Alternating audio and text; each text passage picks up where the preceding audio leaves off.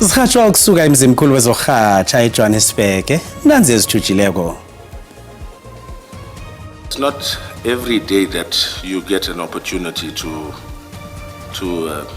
participate in an operation where you're stopping or you're inspecting a container that's suspected to contain drugs. Colonel Gavin Jacob wama-Hawks KwaZulu-Natal uthi kwafuneka bona kweqena ngenyama bona kuzwakale indaba yendakamizwa emapholiseni. The appeal against the Pretoria North Magistrate Court refusal to grant bail is hereby refused. Ikhothe ephakeme kwePitori ifumene bona azange aphambuke kezomthetho magistrate odime ibail usayijeni wamapholisa ojanyisiweko uFani Nkosi.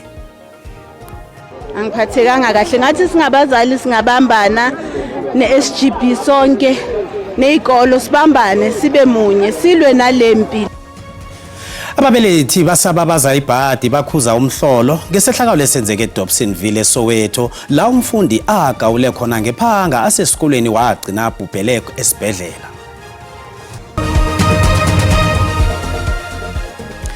Endaweni ngendawo lapho nikhona siyalochisa begodwa siyanamukela endabeni zantamba manje ku-SABC1 akwande.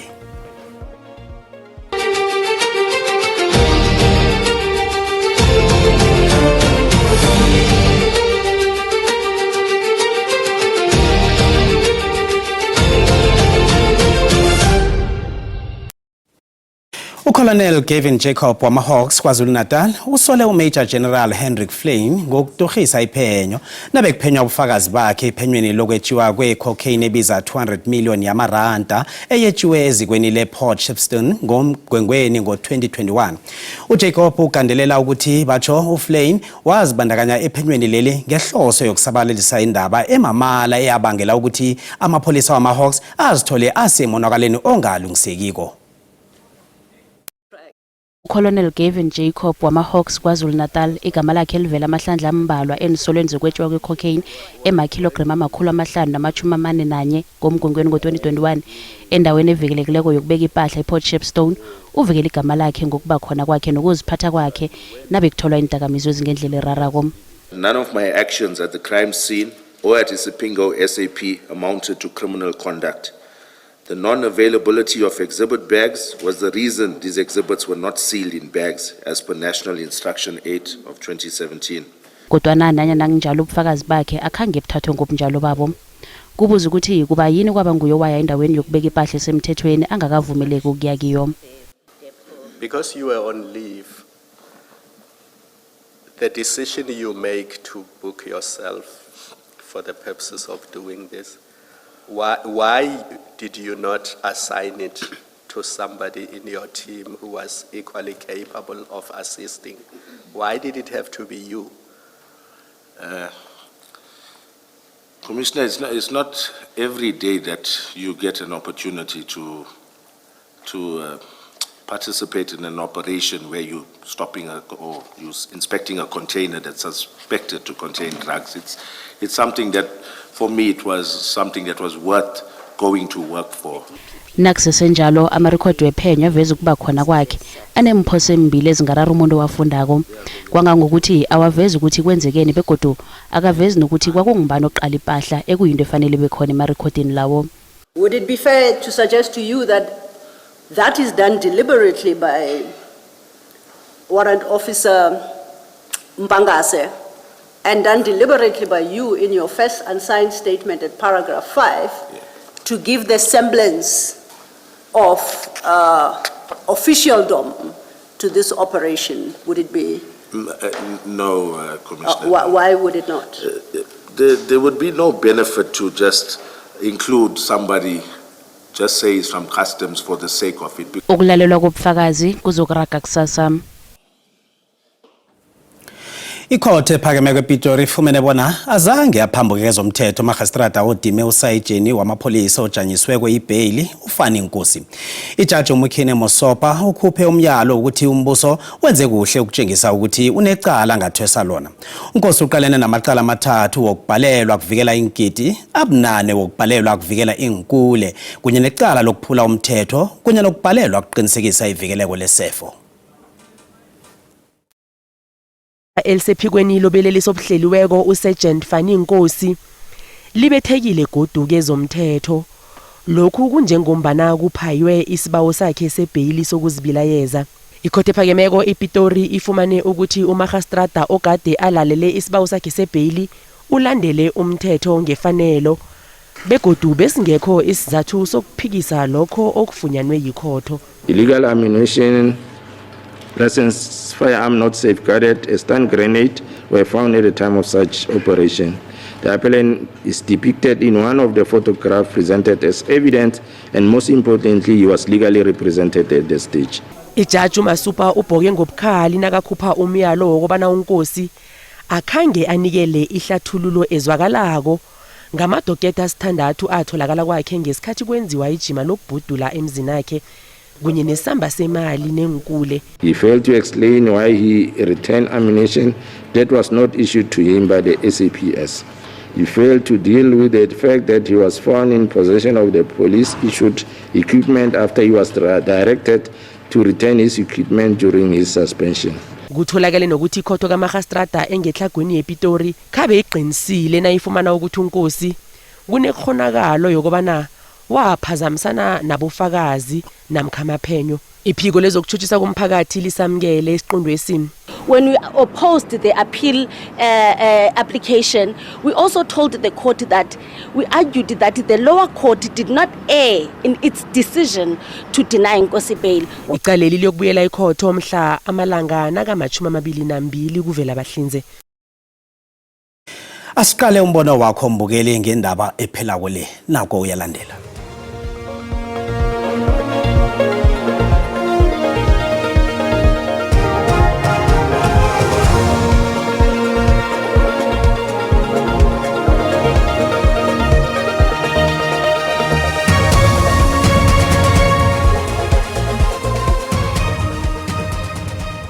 Mina ngisikisendelo sihle kakhulu lokho lokwendiwe ngilomthetho vele umuntu nangabe agangile ngomele ukuthi ahlale ejele. Uba urongo umuntu urongo mawuqhube ngendlela kufanele bawuqhube ngayo umthetho kuphela.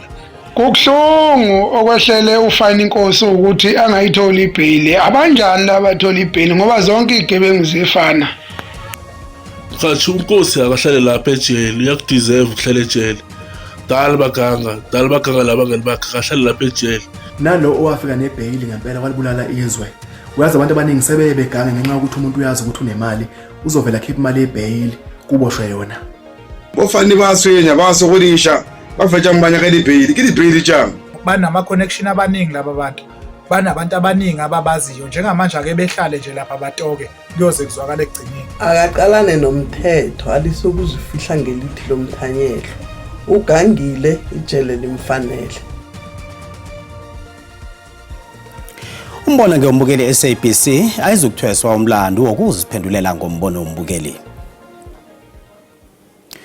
Usibebe we-ANC uMdumiseni Nduli ukhulume nembiki indaba ngemraro ekhona ekubalwa hlangana ikomiti yeParlamente etsha ephenyako nokungangisana ukukhona phakathi kwamaSewula Afrika namaphandle. Ivekele iParlamente ikhethe usibebe we-Rise Mzansi uMakashulegana njengesihlalo wekomiti ephenyako le. Kodwa lokho akhange kwenzeke ngaphandle kokucaphela kwepolitiki. Ezinye inhlangano ekufaka hlangana ezimalunga we-GNU zakhombela ukuthi akuphanyisiswe nanyana yingimuphi ungikhethane ngaphandle kolunga le-ANC. Sivekele ikhambele ngaphambili ezinye inhlangano zepolitiki ezijanyelwe eParlamente ngokukhetha ungikhethane wehlangano yepolitiki bona kube nguye bangosihlalo wekomiti ephenyako. They were laboring under a wrong impression that I am coming arrogantly to insist that the ANC must chair the committee. So when we walk into the meeting and the ANC proposed Makashulekan, they were disorganized. I mean, you could even see the facial expression of some of them. Umbuzo uthi ingakhani yini bangeli ANC ukuthi iphakamisa ilunga lenye ihlangano engaphasi kwe-GNU. There's no doubt that the ANC can have a chairperson who can discharge his or her responsibilities impartially and in line with our laws.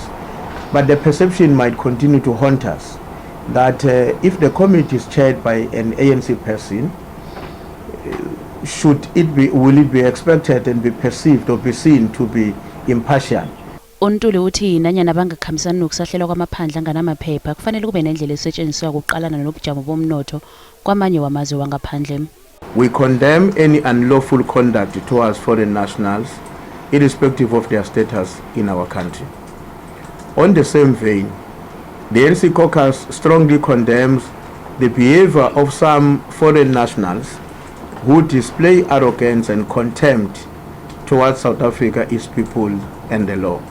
uNtuli ungezelele ngokuthi iANC ayivumelani nendaba yokuthi uSpeaker weParliament uThoko Didiza thokoza umsebenzi ekusibawe esifakwe ngezinye inhlangano yeParliament. Umnyango wezefundo eGauteng usihlabile isenzo sokubulawa komfundi weminyaka eli-18 ubudala obulewe ngephanga. Ngokutsho kwamapholisa umfundi weFort Hare Secondary School eMidlands usahlelwe ngelesibili ugijinyiswe esibhedlela okulapho aphelele khona. Imphathiswa zefundo zibabona kube nokuthula endaweni le. Ngemva kwesigameko sokugwazwa komfundi izolo namhlanje umnyango wezemfundo ubiza umhlangano ophuthumayo wazozama ukuthi kutholakala isisombululo salenkinga itheka nanokuthi kuzanywe ukuvimba ukubhebhetheka kwazise khona abasebefuna ukuyiphindiselela. Abazali bathi lokho kuyashaqisa. Akungiphathi kahle impela, ngiphatheka kabi kakhulu. Ngiphathekanga kahle. Ngathi singabazali singabambana neSGB sonke nezikolo sibambane sibe munye silwe nalempi. Amaphoyisa esifundazweni asephuma inqina athungatha benzi bokubi. The victim sustained severe injuries and was transported to a local clinic in a private vehicle for medical treatment. He later succumbed to his injuries. Wezemfundo esifundazweni usihlabe wasihlikiza lesisenzo. As a province, we are deeply saddened and disturbed by this incident. No child should lose their life to violence and no family should have to endure such pain. We trust that law enforcement authorities will leave no stone unturned in ensuring that those responsible are brought to justice. Namhlanje cishe kwasukuthula lezichwe njengoba kube nomunye umfundi othe naye ugwaziwe egwazwa abanye abafundi bakwesinye isikole. Abazali bazame ngawo wonke amandla ukuvimba laba bese befuna ukuyoziphindiselela. Sekunxuswe nabo abazali emakhaya ukuthi bake bayikhuthuze bayithintithi ikhwamazali ezingane ukuze kubonakala ukuthi ayiphathi yini ikhali kuphinde kukhulunywe nazo ngeenkinga ezibhekana nazo ezikoleni. Igama lami nguCalvin wakwaDludla endabeni zeSABC ngibika ngiseDobsonville eSoweto. Nasibuya entolo. Sesivule iorganization le besifuna kuhle ukususa abantu laba abatsha entakamizweni. Sinehlangano yabantwana abasesemahlawana bese bayafundisana nathi siyabafundisa ngokuziphatha nangokuziqina kwamasiko. Ilutsha levezubuhle eMpumalanga lihlomula ngamahonofundwa eza nehlangano iYudo basivakatshele lapha estudio namhlanje.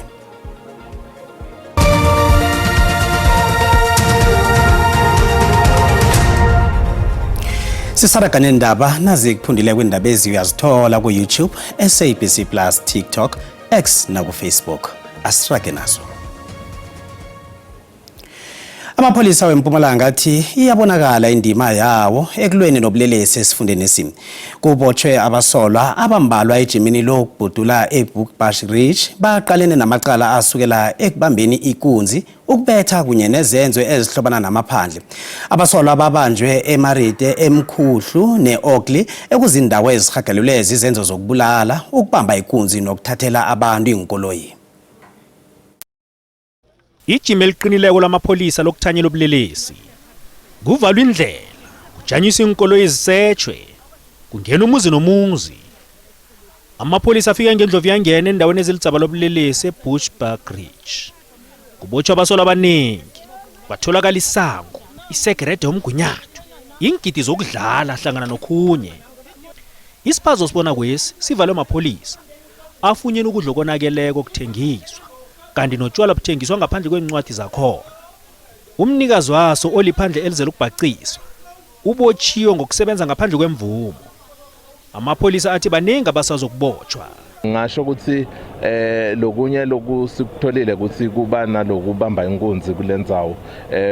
Siyabonga ngobe sibophe basolwa labambalwa labanye babukane nemacala kubamba inkunzi lamanye macala ngilawo yokuthi umuntu ashaye lomunye ngenhloso yokulimata labanye baboshwe mayelana nokweca imithetho lehambisana ne-immigration.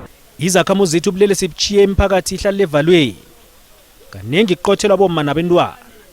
Ihlangano nomphakathi esebenzisana namapholisa ethu ubugebengu sephuma ngaphasi kwelawulo.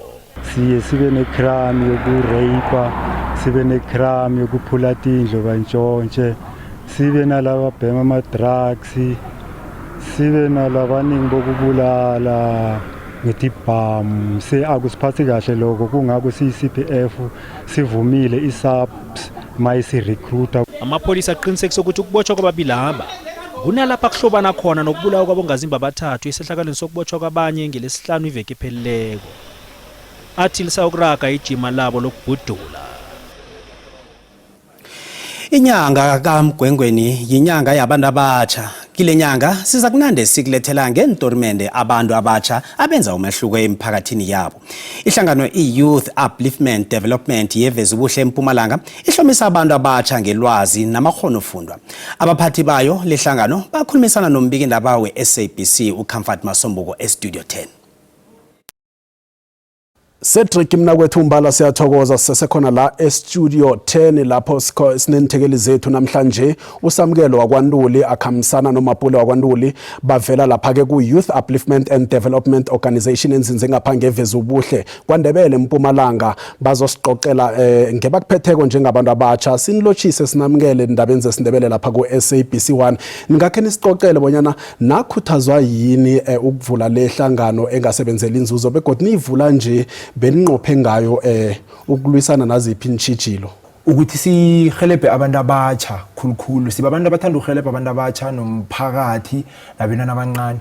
So ukubona abantu abatsha ba-struggle, ukubona abantu abatsha bahlupheka especially in terms of unemployment, kunabantu abatsha abangabereki abahleli ngemakhaya, kunabantu abatsha ababhema indakamizwa. So ukuze sivule i-organization le besifuna kuhle kuhle ukususa abantu laba abatsha endakamizweni nokubavulela amathuba mhlambe ukuthi kube nezintonyana abazenzako njengoba bangabereki. So amakhono fundo thina esibanawo sinama afternoon classes sobiza ukuthi umntwana makaphuma esikoleni uza kithi simkhalebhe ukumfundisa. Sibuye sibe nalawe siwenzela i-youth. Lawe siwenzela i-youth ngilawa sithi masi check abantu ukuthi okay kunabantu abaso abadinga ulwazi oluso siyakhamba siyofuna thina ulwazi lelo bese sibuye sizobanikela lona. Bese khunye sinehlangano yabantwana abasesemahlawana nabo kunelwazi abalithola kithi baba nenganyana bese bayafundisana nathi siyabafundisa ngokuziphatha nangokuziqina kwamasiko. Ngokthoma ovane sikwenze sicalela abantwana babasana nebantwana babantazana sibacalela ngokuboyithu. So ngokthoma sivane sibe nama campaign nyana esiwenzayo for abantwana babasana ukuthi sikhona ukubakususa endakamizweni. Bese savula ihlangano yamahlawana ukuthi bakhone ukuthi esikhathini esiningi bahlala bayazi ukuthi hayi ngesikhathi so siyakhamba siyozibandula asikho ekudlaleni abasitholi isikhathi lesa sokuthi bangaye endaweni zabo. Ahake mhlalukwana ke ubuholi ngezinye zezinto niziqale khulu ubuholi leadership ngikuphi enikwenza mhlawumnye ukwakha abaholi bakusasa hlangana nabantu abatsha abakhona emphakathini wangikhini bafundisa ukuphatha bese nokuthi nasele baphethe mhlawumnye nabaphethe ihwebo elo kuhle kuhle imali akhona bangayiberegisa bunjani bangayisave njani ukuze ihwebo labo liqhubekele phambili. I-Yudo le ihlanganweni le ibakhuthaza njani abantu mhlawumnye ukuthi ke basebenze ngokuzinikela like i-volunteerism into ezifana nalezo nenza njani? Khona kuba kunzima especially ku volunteerism because siyazi ukuthi abantu abaningi abafuna ukuya kuyohalebha lapha ngeke bathole khona imali. So esikhathini esiningi sibaphatha njenge management ama volunteers wethu ne management abakahluki. Iminyaka the more ikhamba sisazokuthola amanye ama programs nathi azosgain. So bengithanda ukuthi abantu abatsha mhlambe bazibandakanye izinto ezifana nalezi. Mina into engayitsho ukuthi mabanga bangasilandela enkundleni zokuthintana bangathola okuningi ulwazi lilapho lonke ngoba sifaka yonke imininingwane about indaba ye-organization. Sithokoza kakhulu kwamambala ukusivakashela lapha ke njenganje ngithatha leli thuba ngibuyela ngale e-studio 9 ku-Cedric akwazi ukuragela phambili. Cedric ungaraga.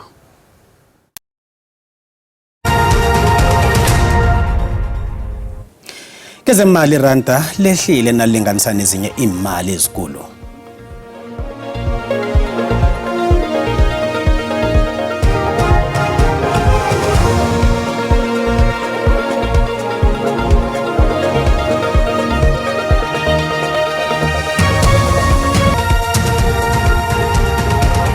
Asiloshise ekhaya ngelesithathu na kamathuba amaningi hle wezulu esifundeni sangale ngePumalanga Kapa na uthi uyachinga ngale ngeBloemfontein abonakala nge60% kanti ke endaweni zangale ngeNorthern Cape siwathole lapha nge30%. eGauteng apha khona livale ngamafuna kusasa pheze kusesenjalo kanti ke amathuba wezulu adlulelana lapha esifundeni sangale angithi lapha eKZN nangale ke ngeMpumalanga ngapha ngeFreystata atholakala godu nge60%. asese 80% ngale ke ngePumalanga Kapa. Sicale lapha isilemukiso sisitholileko sibona izulu likhulu hle ngale ngesifundeni sangePumalanga Kapa kanti ke lapha ke emkhawulweni walapha eBloemfontein nangale ngePumalanga Kapa kubonakala ke nakhona kuza kuba makhaza hle imjijo iduma kumbi kusasa esifundeni sangale ngeFreystata izulu liseselikhulu njaya kanti nanda ilwandle ngesewula yenaga lisilingekile lenza ukuthi amaza aphakame hle. Sicala lapha amazinga okuchisa sithome lapha esifundeni seGauteng kumakhaza hle ebusuku nekuseni ngokuhamba kwesikhathi isifunda siyaphola ePitori nge22 siya lapha esifundeni sangeLimpopo nakhona ebusuku nekuseni kumakhaza ngokuhamba kwesikhathi isifunda pheze